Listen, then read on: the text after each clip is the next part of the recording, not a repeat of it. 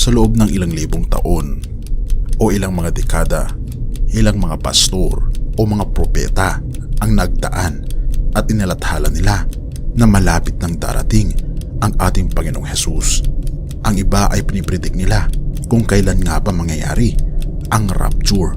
Ang iba naman ay naniniwala sila na malapit nang darating ang ating Panginoong Hesus. Ngunit kahit makakaiba man ang prediksyon nila, umahantong lang ito sa isang mensahe, ang mensahe ng pagdating ng ating Panginoong Hesus. Ngunit ito mga kaibigan ang aking mungkahi na binabanggit din mga kaibigan ng Biblia nang walang sinuman ang nakakaalam ang eksaktong petsa kung kailan darating ang ating Panginoong Hesus. Dahil ito mga kaibigan ay isang mapeligro na turo. Kung ipipredict natin ang pagdating ng ating Panginoong Hesus ay marami ang madidiscourage at marami ang tatalikod sa pananampalataya dahil ang inaasahan nilang pagdating ng ating Panginoong Hesus ay hindi nangyari. Katulad na lamang ng great disappointment na nangyari mga kaibigan sa time ni William Miller na predict niya na October 22, 1844 ay darating daw ang ating Panginoong Hesus. At marami ang nagbenta ng kanilang mga ari-arian.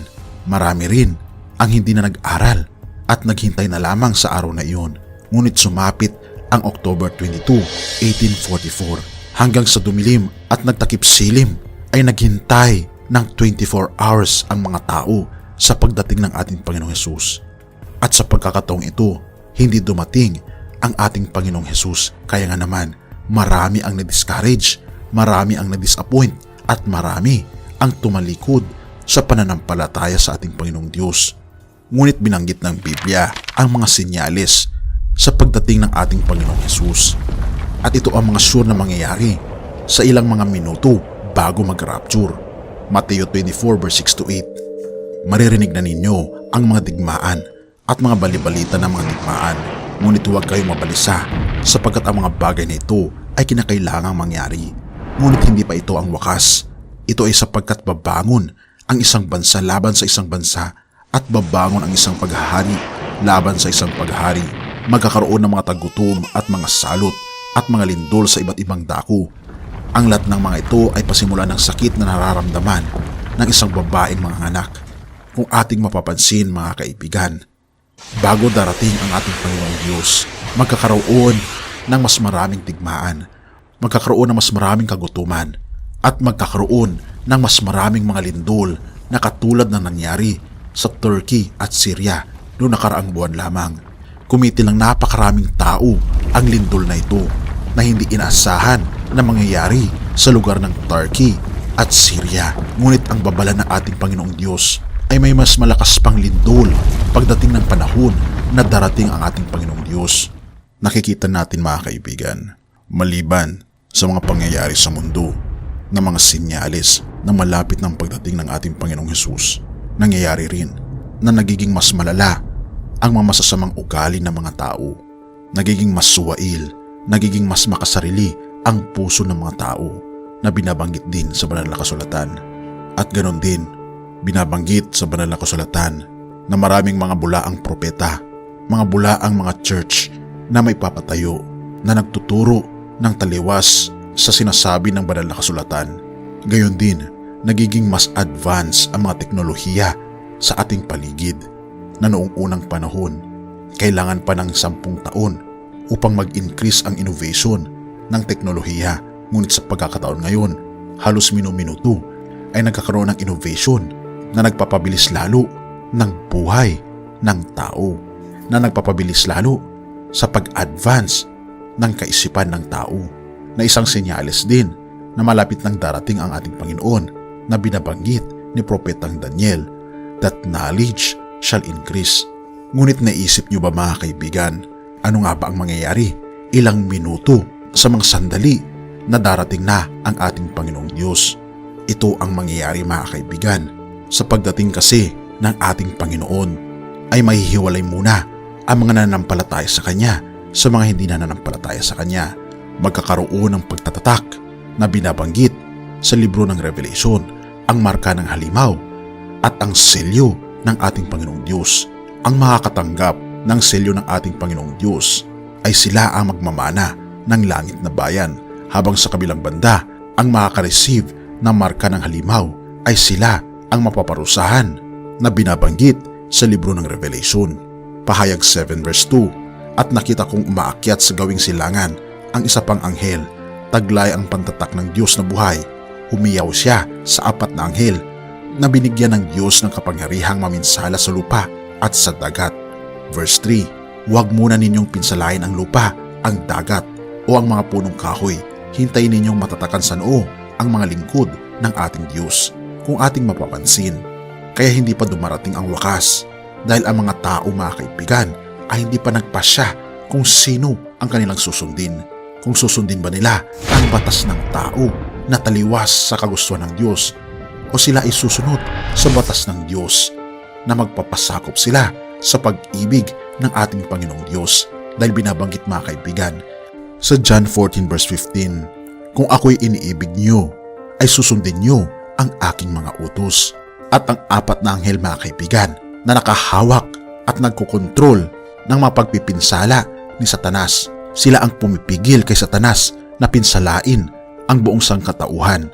Ngunit darating ang panahon na i-release ng 4 na anghel na ito ang pinsala na darating sa ating mundo.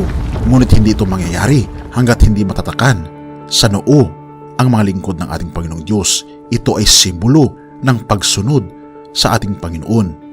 Habang ang isang banda, kung ang lahat ng tao ay nakapag-decide na kung saan sila susunod, it's either tatanggapin nila ang turo na taliwas sa ating Panginoong Diyos at hindi magpasakop sa kanyang pag-ibig, ay sila ay matatakan ng marka ng kaaway, ang marka ng halimaw, o sa Ingles, ang Mark of the Beast.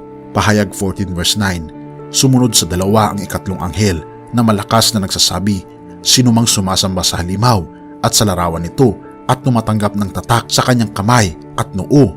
Verse 11, ang usok mula sa apoy na nagpapahirap sa kanila ay pailan lang magpakailanman.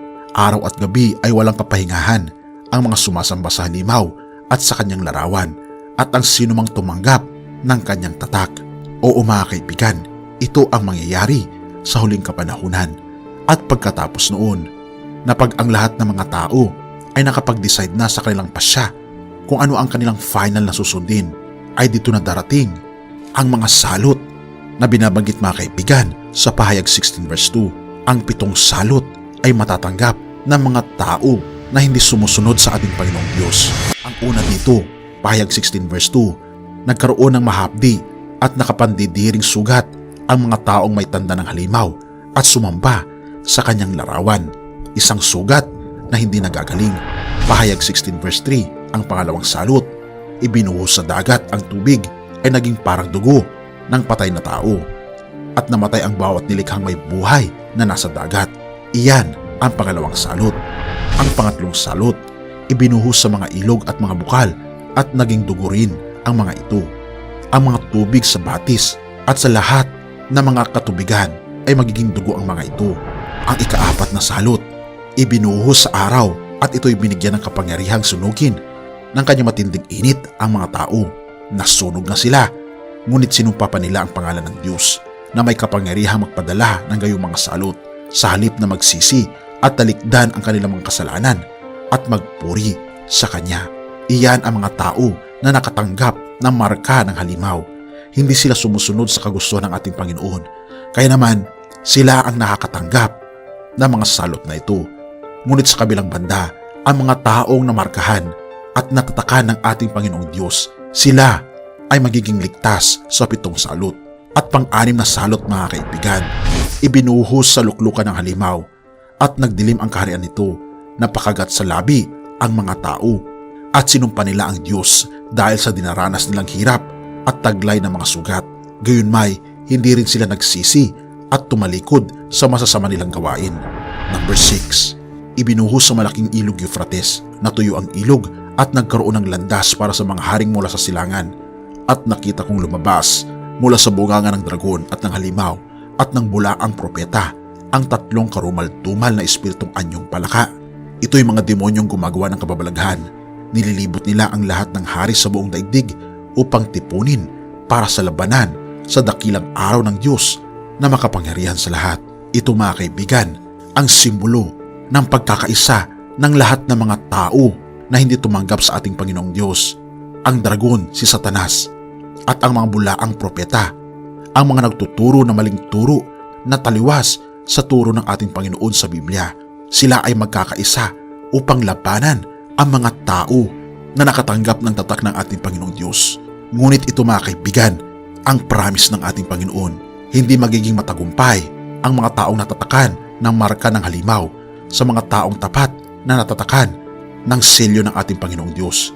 Na katulad mga kaibigan, sa panahon ni Moses, ang mga Israelita ay natatakan na hindi mamamatay ang kanilang unang anak dahil sa proteksyon ng ating Panginoong Diyos. At ang mga namatay lang ay ang mga unang anak sa lugar ng Ehipto. Ganon din ang mangyayari sa huling kapanahunan mga kaibigan. Kaya binabanggit sa pahayag 16 verse 15 to 16, makinig kayo, ako'y darating na gaya ng magnanakaw, mapalad ang nanatiling gising at hindi naghubad ng kanyang kasuotan, hindi siya lalakad na hubad at di mapapahiya sa madla. At ito na mga kaibigan, ang huling mga minuto bago darating ang ating Panginoon, ang ikapitong salot. Ibinuhos sa himpapawid, may nagsalita ng malakas mula sa trono sa templo, naganap na. At ito ang mangyayari mga kaibigan, sa ilang mga sandali bago darating ang ating Panginoong Diyos. Pahayag 16 verse 18 to 21, kumidlat, kumulog at lumindol ng napakalakas. Ito ang pinakamalakas na lindol sa buong kasaysayan ng sangkatauhan. Talagang napakalakas. Nahati sa tatlong bahagi ang malaking lungsod at nawasak ang lahat ng lungsod sa buong daigdig. Napawi ang lahat ng pulo, gumuho ang lahat ng bundok. Umulan ng malalaking tipak ng yelo na tumitimbang ng halos 50 kilos ang bawat isa at nabagsakan ang mga tao at nilait nila ang Diyos dahil dito. Nakapangingilabot ang salot na ito. Ito ang mangyayari mga kaibigan bago darating ang ating Panginoon.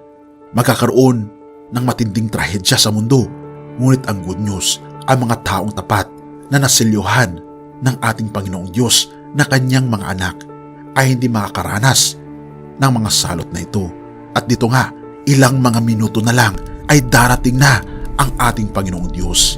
At may makikita na parabagang na maliit na kasing hugis ng kamay na madilim na mga ulap. At pagkatapos ito ay palapit ng palapit na nagliliwanag ng katulad ng isang araw sa bukang liwayway.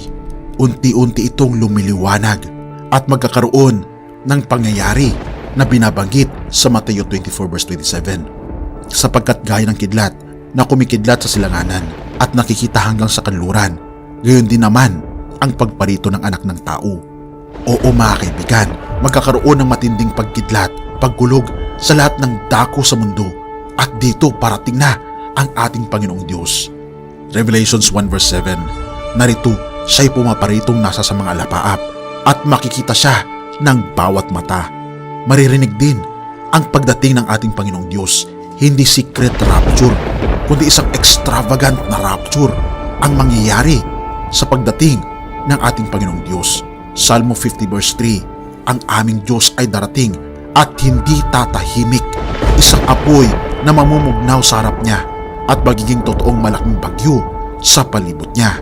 1 Thessalonians 4 verse 16, sapagkat ang Panginoon din ang bababang mula sa langit na may isang sigaw, may tinig ng arkanghel at may pakakak ng Diyos, at ang nangamatay kay Kristo ay unang mga bubuhay na maguli. Oo mga kaibigan, hindi tahimik ang pagdating ng ating Panginoon. Ang pagdating ng ating Panginoong Diyos ay maingay, may sigaw, kasama ng kanyang mga anghel. At binabanggit din sa Revelation 16 verse 15 nga, magkakaroon mga kaibigan.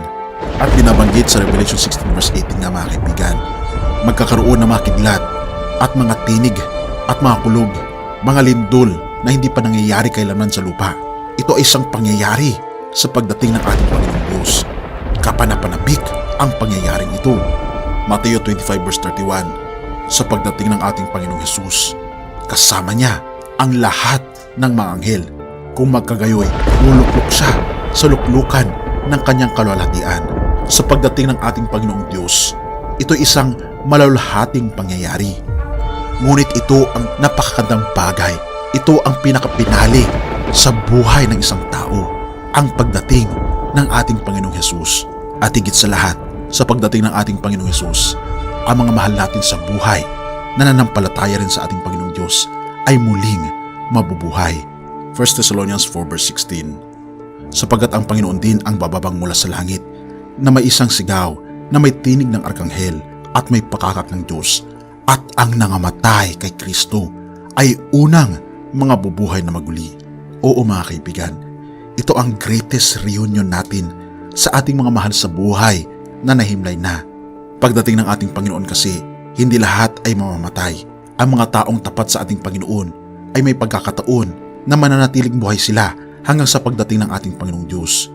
Ngunit kahit na tayo may mamamatay at may pananampalataya sa Diyos, ang good news ay tayo rin ay magmamana ng buhay na walang hanggan dahil tayo bubuhayin muli ng ating Panginoong Diyos. Ngunit ito ang binabanggit ng ating Panginoong Hesus, mga kaibigan, mga kapatid. Hindi natin alam kung kailan darating ang ating Panginoong Diyos. Darating siya ng katulad ng isang magnanakaw na binabanggit, mga kaibigan, sa banal na kasulatan sa 2 Peter 3 verse 10. Datapwat darating ang araw ng Panginoon na gaya ng magnanakaw, na ang sangkalangitan sa araw na hapit na ang pagdating ng ating Panginoong Hesus. Mateo 24 verse 37. At kung paano ang mga araw ni Noe, gayon din naman ang pagparito ng anak ng tao. Ang pagdating kasi, mga kaibigan, ng ating Panginoon, ang mga tao sa araw ni Noe ay ginagawa pa rin nila ang kanilang mga ginagawa. Nag-e-enjoy sila sa buhay na ito na hindi nila iniisip ang bukas. Ngunit tayo maging handa araw-araw dahil anytime darating na ang ating Panginoong Diyos. At ang susi sa kaligtasan ay walang iba kundi ang ating Panginoong Hesus. Sinasabi ng ating Panginoong Hesus, 1:14 verse 6, sumagot si Hesus, ako ang daan, ang katotohanan at ang buhay. Walang makakapunta sa Ama kundi sa pamamagitan ko. Oo mga kaibigan, ang ating Panginoon siya lamang ang daan patungo sa buhay na walang hanggan. Kaya naman, hinihikayat ka ng ating Panginoon na tanggapin mo siya bilang iyong tagapagligtas. Ang tanong ay, tinatanggap mo ba siya, kaibigan? Purihin ang Diyos at salamat, kaibigan, sa iyong panonood.